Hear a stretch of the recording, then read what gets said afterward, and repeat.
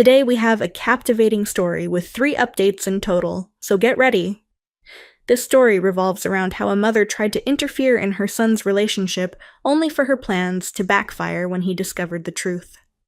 The first part of the story was shared 5 years ago, and the updates come later as the relationship evolves. But that's enough introduction. Let's dive into the story. This story comes from user fmilconflicts. I believe my 29-year-old future mother-in-law, 63-year-old Serena, might be trying to sabotage my relationship with my fiancé, 31-year-old Liam. Let's get straight to it.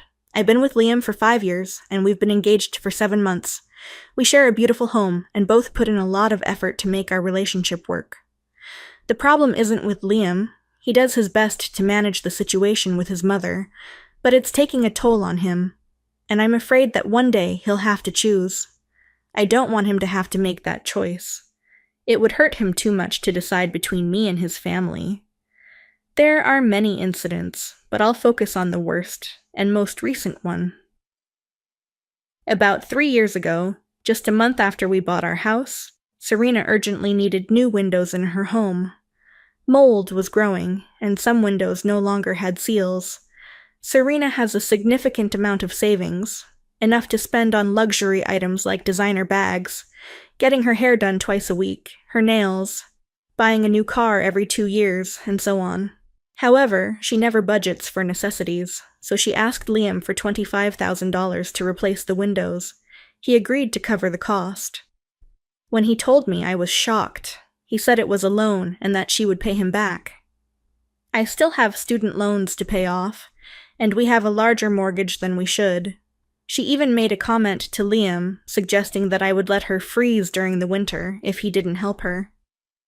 We took out extra money on the mortgage to cover the windows, top of the line, everything. We haven't seen a penny back yet. I suppose the money went into her new luxury car.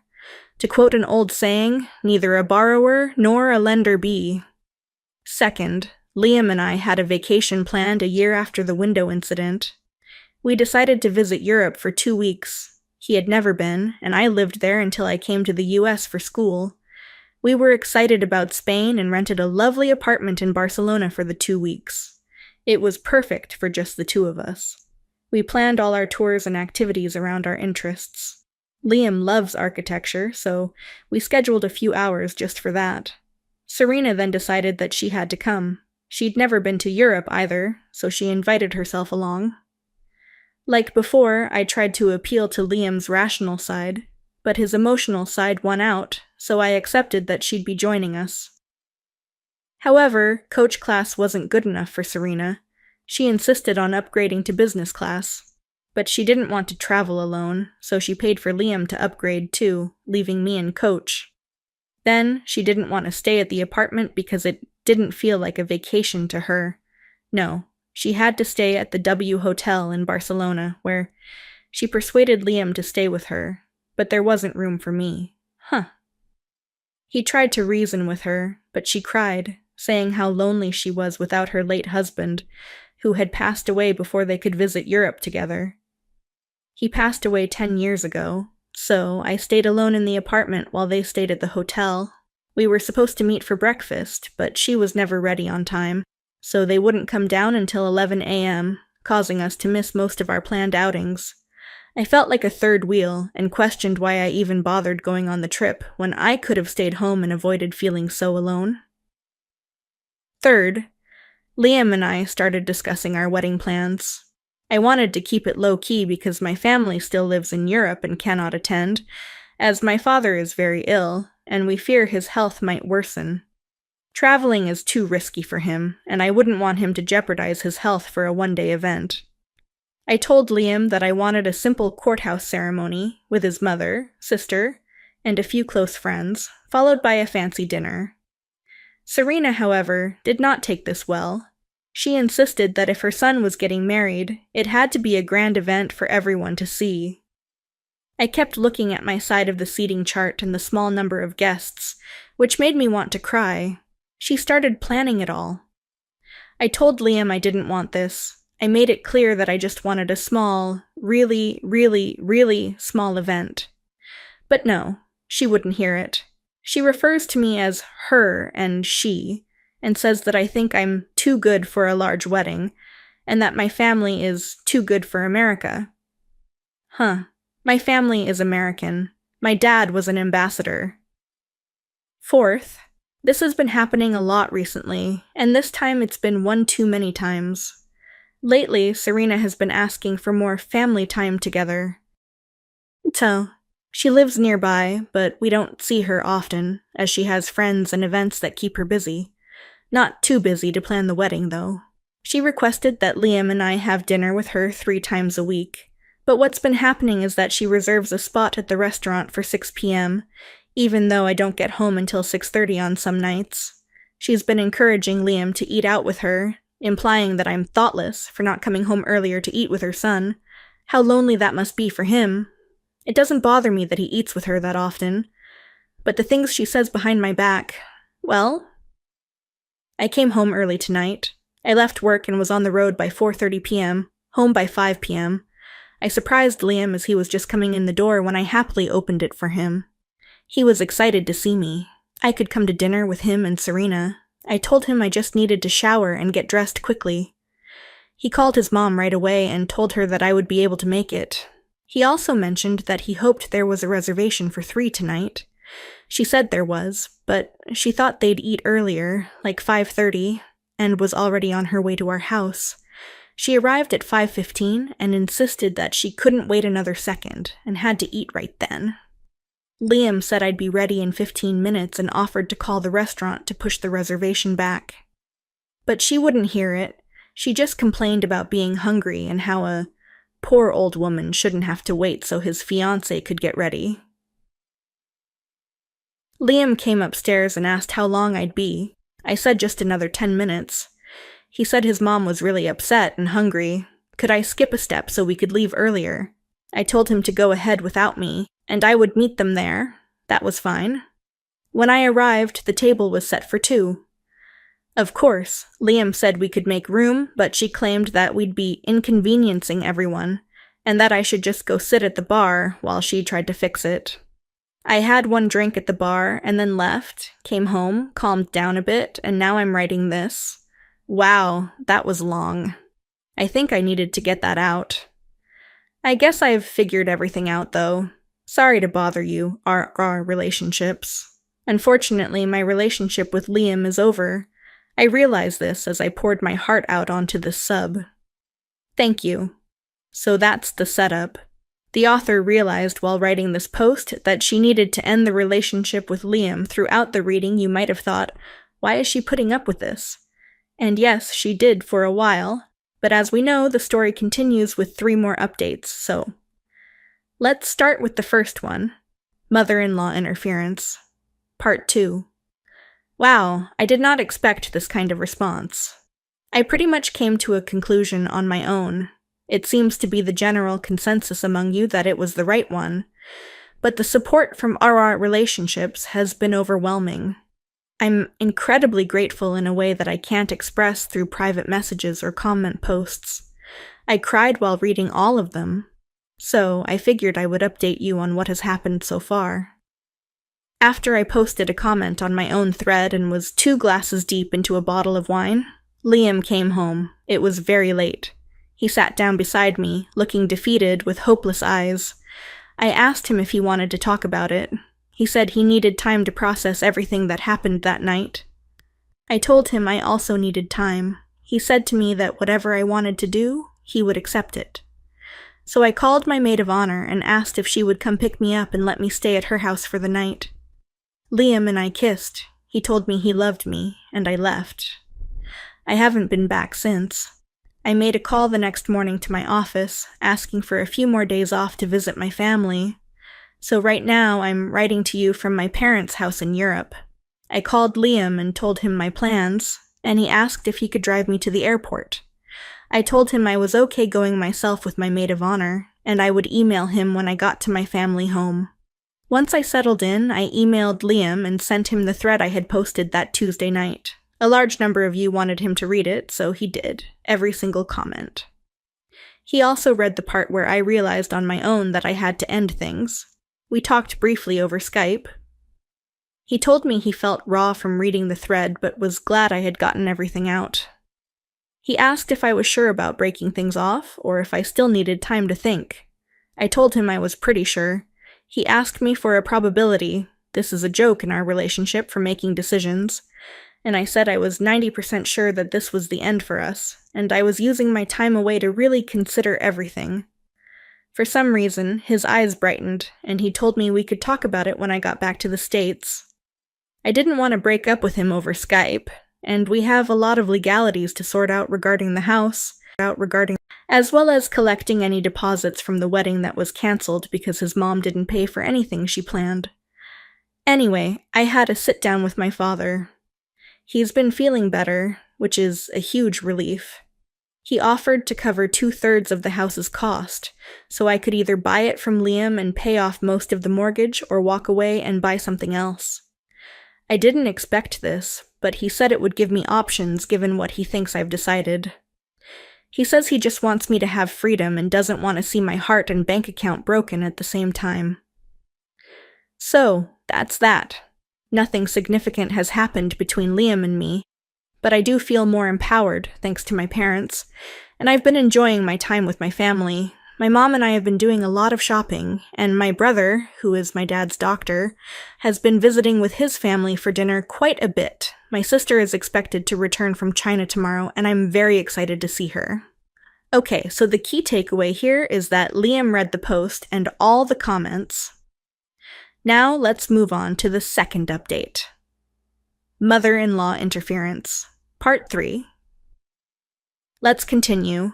I want to thank everyone again for your continued support and interest in my relationship issues.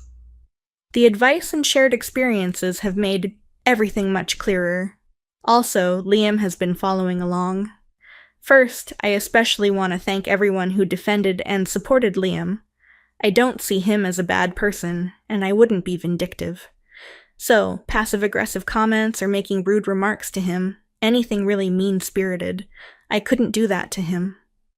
He has supported me emotionally through getting my MBA. He helped me study for my law school admissions test. He reviewed my essays for law school applications.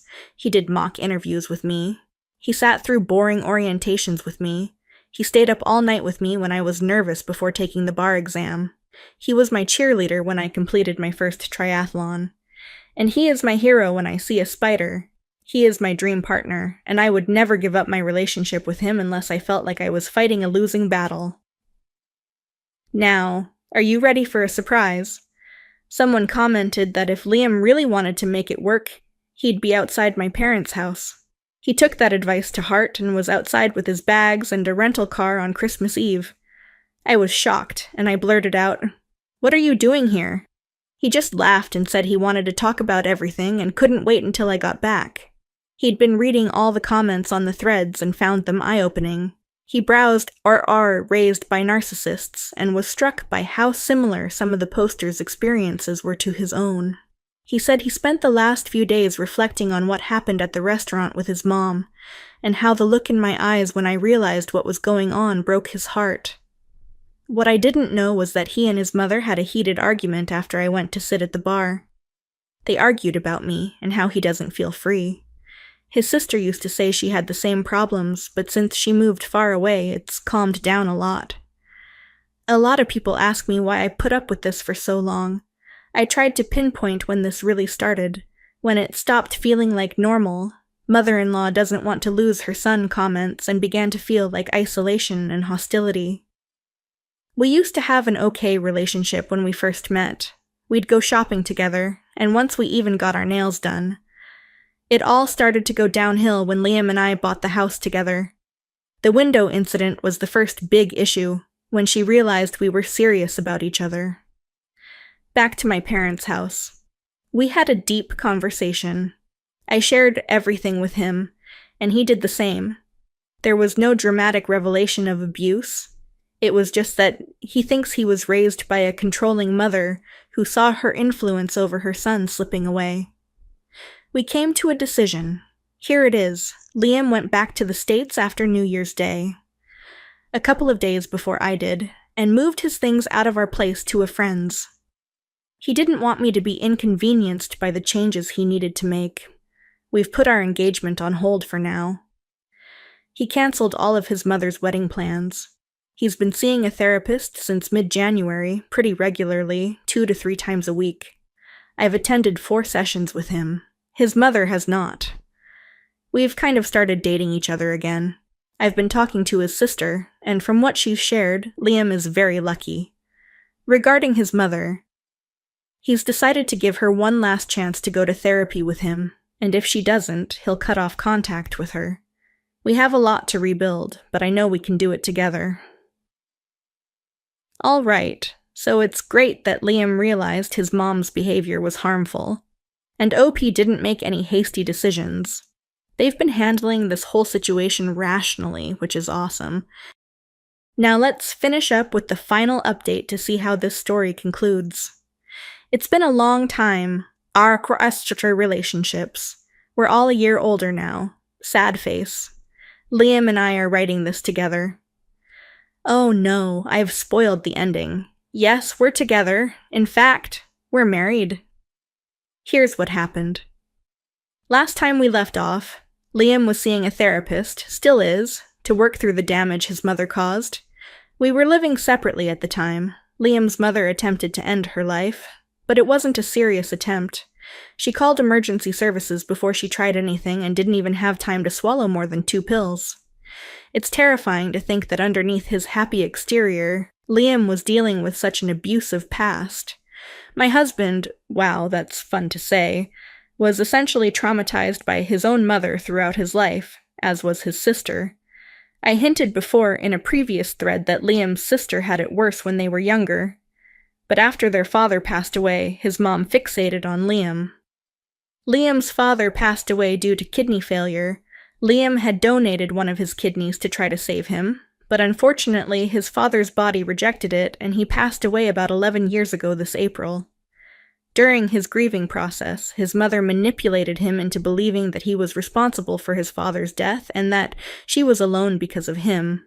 She guilted him into thinking that if he wanted to make things right, he had to treat her better. Every time he felt like he could break free and create his own life, she would remind him, like with the windows. I only heard the part where she blamed me, but I tried to remember the conversation and realize what Liam was trying to tell me. It was about 4 years ago now, but he was trying to explain that the reason her house was in disrepair was because she no longer had a man to take care of it. Because he killed his dad. He was trying to tell me. I just didn't understand what it meant at the time. Same thing with the trip to Barcelona. She was doing it right in front of me. When he was younger, her issues were mostly about his academic or athletic achievements. She didn't have problems with his girlfriends or anything. She just saw her children as extensions of herself. It was bad, but not at this level of guilt-inducing insanity. Back to the present day, Liam's therapist suggested he offer his mother a chance to come to therapy to work through their issues. He didn't get a chance to propose this to her because after her attempt, she whisked herself away on a cruise for some much-needed rest and relaxation. Whatever. You'd think he was asking her to commit some horrible act with the way she reacted, so that's that. No contact. She's tried to reach out, but Liam has ignored all calls from unknown numbers. We changed our phone numbers, and his work has strict instructions not to let her through the doors. She moved to where Liam's sister lives in July, but I know his sister, we're close, has been no contact with her since she met her husband. We wrote off the $25,000. We'll either get it back through inheritance or not at all. I'm not too upset about it, not enough to put in extra effort to get it back, especially since Liam is worried she'll use it as leverage to regain control. We ended up getting married in September, and we flew out to be with my parents this week to renew our vows at their house. We're planning our honeymoon in Fiji this coming January.